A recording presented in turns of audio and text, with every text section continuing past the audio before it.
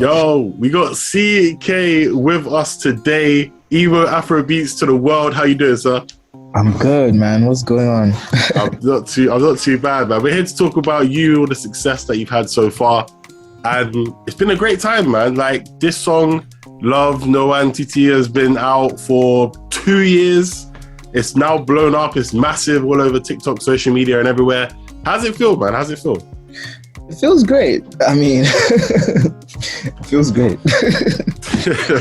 I mean, you probably heard that question so many times as well. So, yeah, that's the thing. It's like, for you, because obviously you dropped like CKay the first, and you dropped the Boyfriend tape like earlier on this year, like what, February time, right?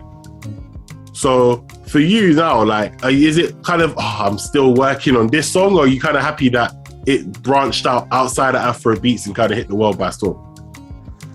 I'm happy that it definitely branched out. I mean, I feel like I can't be tired of my own song, you know?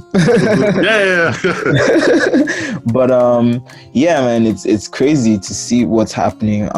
People from different countries, Arabs, Indians, Brazilians, Caucasians, you know, it's crazy to see an Afrobeats record become this popular, you know what I mean? And yeah, it just feels really great. Like, I feel like this is what I've always dreamed of for the genre in itself. Yeah. Like, even apart from for myself, like, I've always dreamed of this happening for the genre. So it's crazy to see that it's happening with my song. Yeah, I mean, that's the best thing about it. Like you said, I mean, when it comes to Afrobeats, usually you've got the same, it's usually like the usual suspects, you know, you got Kid, you got Burna Boy, like Davido are the main people that everyone kind of uses. So now you're putting yourself in there and you've got an Afrobeats Hall of Fame song right now. That's important, because, you know, that's how you know in a couple of years' time people are going to be still playing this in the club, and people are going to be loving it and still going crazy. And it's not even that type of song really as well, which is the main key importance about it, you know? Yeah. Yeah, but like, if we're moving on then, so like, in general, like, let's talk about Emo-Afrobeats, like the style that you're kind of coining and perfecting right about now. And yes, it's very different to what people are kind of used to hearing. So like, what made you want to kind of go down this route? Are you someone who is an emotional person in general, or is it just the music that you like making?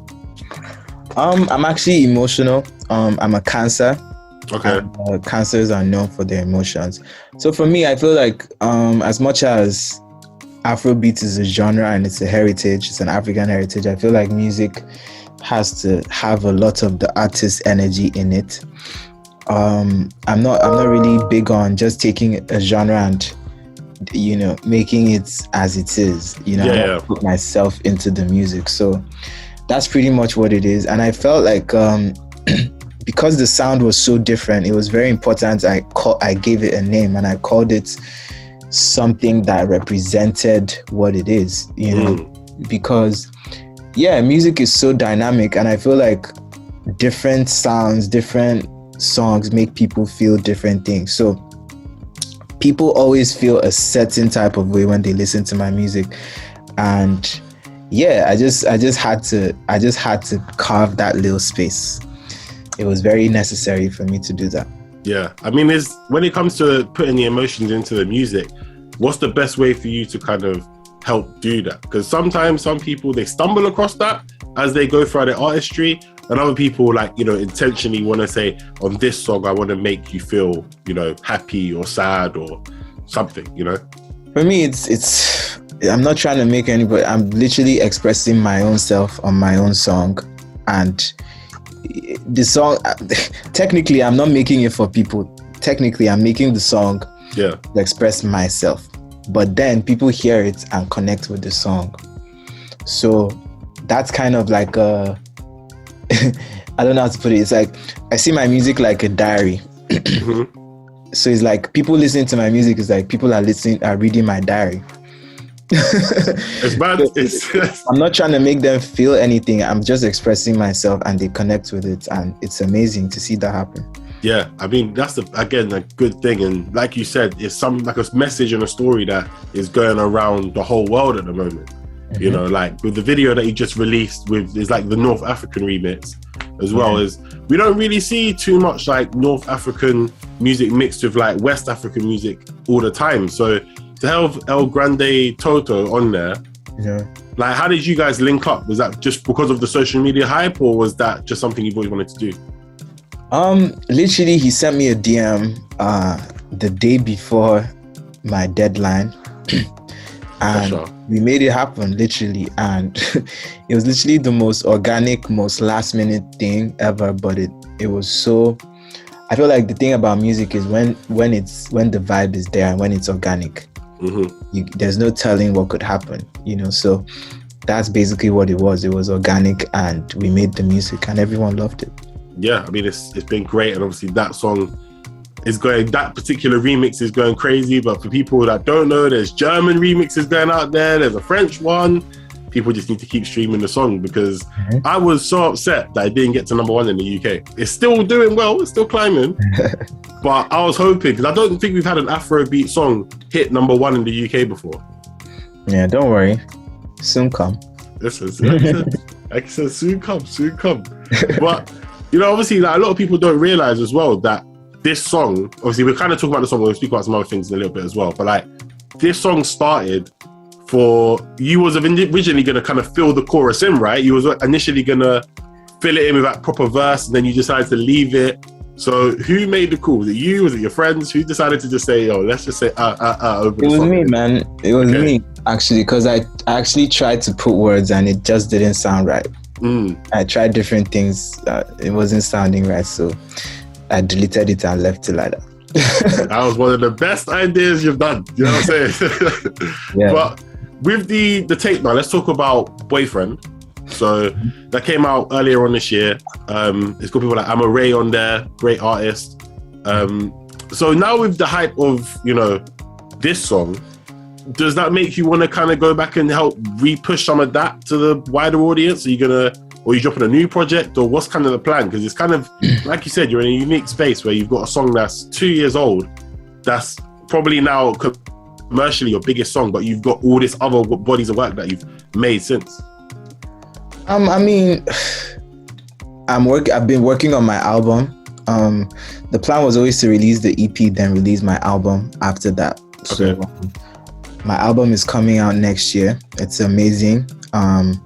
Put lots of my heart and my emotions into the album, and yeah, man, I feel like music never dies, and I feel like as long as music exists, people will keep discovering it and people will keep loving what they discover. So I mean, for me, I'm just making more and more music, expressing myself, and lots of people around the world have been harassing me to come perform.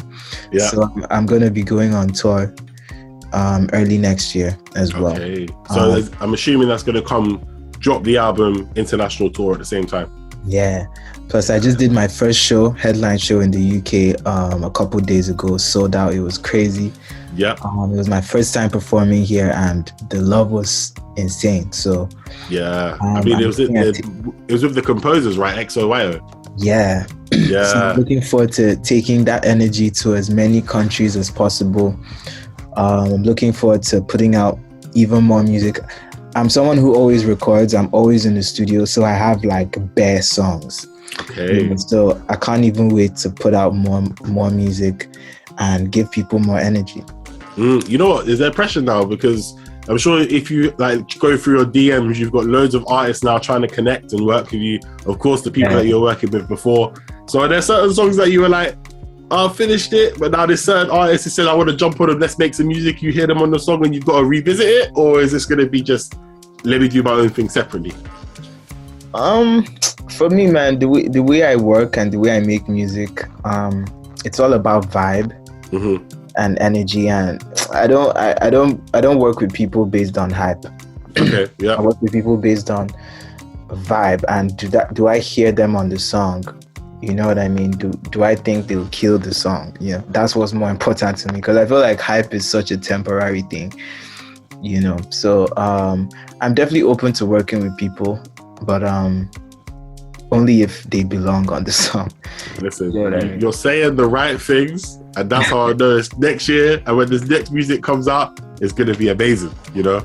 And like the tour, obviously, like when you do that, and then you come back through London. I think London's always a good city because, especially with Afrobeats, there's so many like West Africans and everyone in like London alone, apart from the UK. You're always gonna have that fan base, and Afrobeats is something that has always kind of done well in the UK. Yeah. So listen, we're looking forward to having you back. And London has become my second home. That's what we want to hear. Like, what part of London have you discovered that you're kind of like, if I could live here for a bit, I would live here? I really like the vibe in Shoreditch, you know. Okay. Shoreditch is I hear it's like the artistic center, you know, where lots of the creatives are. It's not necessarily the most, in quotes, bougie area, but I feel like it's real. It's a very real place, you know, like there's lots of energy in Shoreditch, you know, so I like it in Shoreditch a lot. 100%. When you finish, check out Brixton as well, because that's got vibes. I'm actually in Brixton right now. There you go. That's what I'm saying. Like, check it once you finish all your, you know, your industry duties. You know what I mean? Go outside and check the vibes, because I'm telling you, like, there's some good spots, but make sure you come back before next year, because gentrification is a real thing, you know. They're getting rid of certain things. Like, but let's leave it there for now. Great chatting to you today. I really wish you all the success with the song and as it keeps to continue, grow and evolve. I know you've got a plaque as well from the UK side of things. My first plaque. This is why UK is my second home now. Listen, more plaques will come. You know what I'm saying? When the next project drops or the next single drops, there's another plaque waiting for you, I'm sure. I'm not giving you the plaque. I'm just saying. I know it's coming. But is there anything you want to say to the fans or everyone who's been supporting the single so far? Yo, man, I just want to say big love to everyone supporting me, from you playing it on radio to every other person playing it on radio, TV, to content creators making videos with my music, to everyone who's telling their friends about CKay. Oh, have you listened to CKay? Blah, blah, blah. You know, much love to everyone. Thank you so much. And I've got more music coming for you guys. So stay tuned. There you go. More music on the way. CKay, thank you for chatting to me today. Thank you for having me.